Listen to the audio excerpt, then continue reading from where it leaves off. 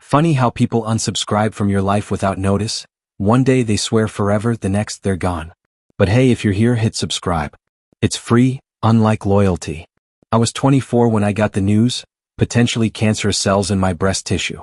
My mother had died from breast cancer, just as both my grandmothers had before her.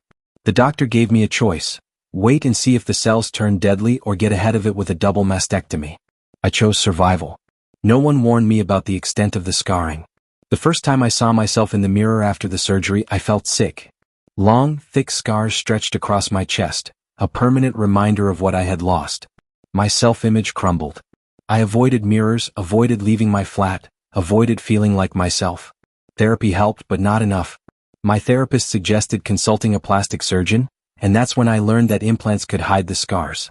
I had been naturally large, an F cup before the surgery, so I opted for slightly smaller DD implants.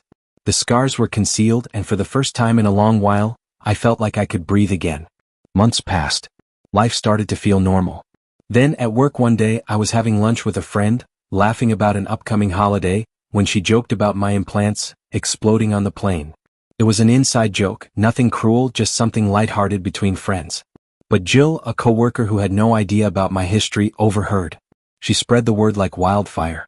To her, I had simply gotten a boob job. From that moment, she hated me. Whispers turned into jokes, always just loud enough for me to hear. Fake in two ways. More plastic than Barbie. The first time I ignored it. The second time I gritted my teeth. The third, fourth, fifth, each time I asked her to stop. Each time she didn't. Today I snapped. We were having lunch, Jill included, when our coworker Bob started venting about his daughter wanting to marry a guy who had nothing going for him. I made a casual comment about him being a little shallow. Jill pounced. "Well, you know all about being shallow," she said, smirking as she gestured at my chest. The words hit like a slap. I took a deep breath. And then I spoke. "Do you know why I have these?" I asked, my voice steady, controlled. "A few years ago, doctors found potentially cancerous cells in my breast tissue. I was advised to get a double mastectomy. I was left with huge, ugly scars across my chest. I went to therapy, saw a cosmetic surgeon, and got implants, not for vanity but so I could look at myself in the mirror without breaking down in tears. So maybe next time you want to judge someone for having cosmetic surgery, you should ask them why they had it first." The room was silent. I picked up my food and left. Now the fallout begins. Some coworkers say I overreacted. Others say Jill was just joking. And now HR wants to see me. Someone has filed a complaint. Jill has a friend in HR. I don't know if I'm walking into a fair discussion or a trap. Tomorrow I find out. By the end of the day, the office had divided. Some colleagues came up to quietly offer support. Others told me I was overreacting, that Jill was just joking. I responded the same way each time. Jill was being cruel long before I was. Then the email arrived. HR wanted to see me. The reason? Allegations of creating a hostile work environment. The term struck me as odd. It's primarily used in American workplaces, not typically in the UK. But it was what they said over the phone. And the person handling it? Debbie. Debbie, Jill's friend in HR. I could see what was happening. If Debbie was the one reviewing my case, I was walking into a setup. If I let this play out on their terms, I wouldn't stand a chance. But I wasn't about to go down without a fight. Preparing for battle. I remembered something buried deep in my employment contract. There was a clause about impartiality in complaints. It stated that if I believed my assigned reviewer was biased, I had the right to request a different overseer. I dug through my files, found the clause, highlighted it, and made a photocopy. Then I went to work collecting evidence. I messaged every colleague who had ever witnessed Jill's insults firsthand. I needed statements, written and signed. Some were hesitant. Jill had friends in high places and crossing her was a risk. But 16 people came forward. Their letters all followed a similar structure. My name is name, and I work with Jill, last name, and my name. On date, at time, I spoke with Jill, during which she referred to my name as quoted insult. I found this inappropriate as it directly targeted her appearance. I am willing to go on record to state that Jill has been discussing my name in this manner for 3 months, making me uncomfortable and contributing to a hostile work environment. Signed, name. Some statements included bullet point lists detailing every instance of Jill's cruelty, not just toward me but toward others. Insults about a colleague's weight. A racist comment about someone's nose. Her toxic behavior wasn't just limited to me, she had left a trail of victims in the office. By morning, I had a folder filled with evidence. The showdown. At 10 a.m., I walked into HR, my folder clutched tightly in my hands. Debbie stood up from her desk, ready to lead me into the meeting room. I didn't budge. Instead, I turned to the other HR employee in the room and asked, "So, my meeting is with you then?" Debbie frowned. "No, you're with me." I met her gaze, my heart pounding, but my voice stayed calm. "I'd like to request an impartial overseer." And just like that, the game changed. I stood my ground. "This wouldn't sit well with me," I said, my voice steady.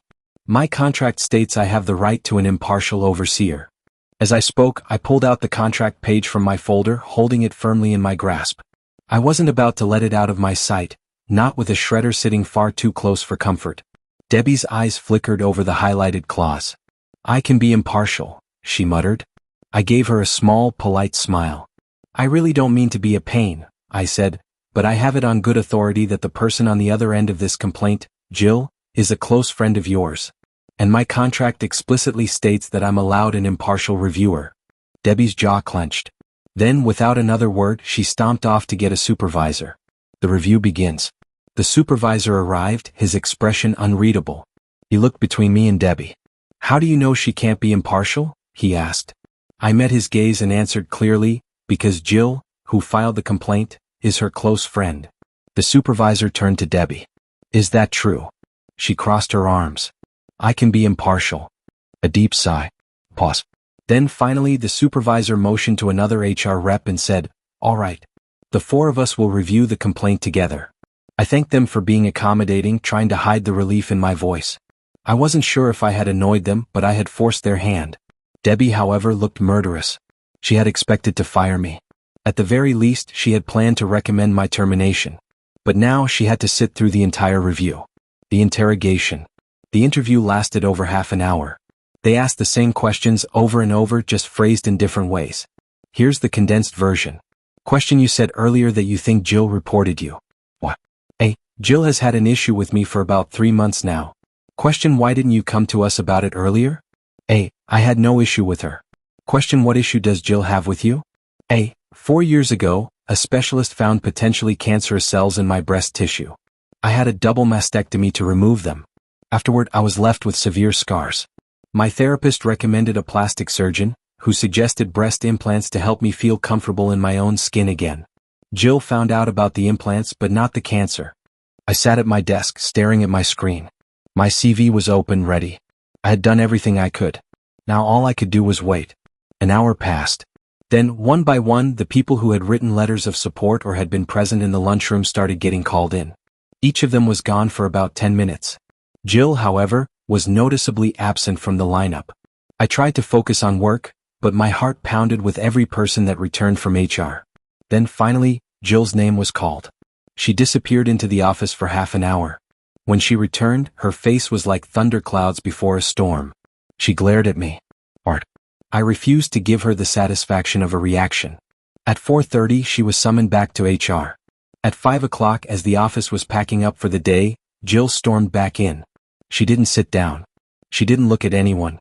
She just grabbed a box, started shoving her things into it, and seethed. Then, loud enough for everyone to hear, she hissed, "She got me fired." She pushed past people, heading toward the lift, fuming. I heard her muttering to anyone who would listen, spinning her own version of events, blaming me. I didn't respond.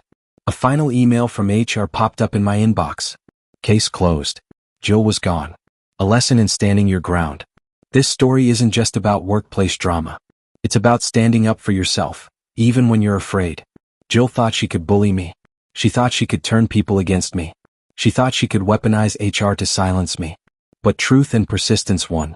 For anyone out there who has been made to feel small, who has been shamed for their body, their choices, their past, your story matters. You don't owe anyone an explanation for your decisions. You don't have to justify why you do what you need to feel whole. And above all, never let anyone make you feel like you have to suffer in silence. If this story resonated with you, let us know in the comments. Have you ever faced something similar?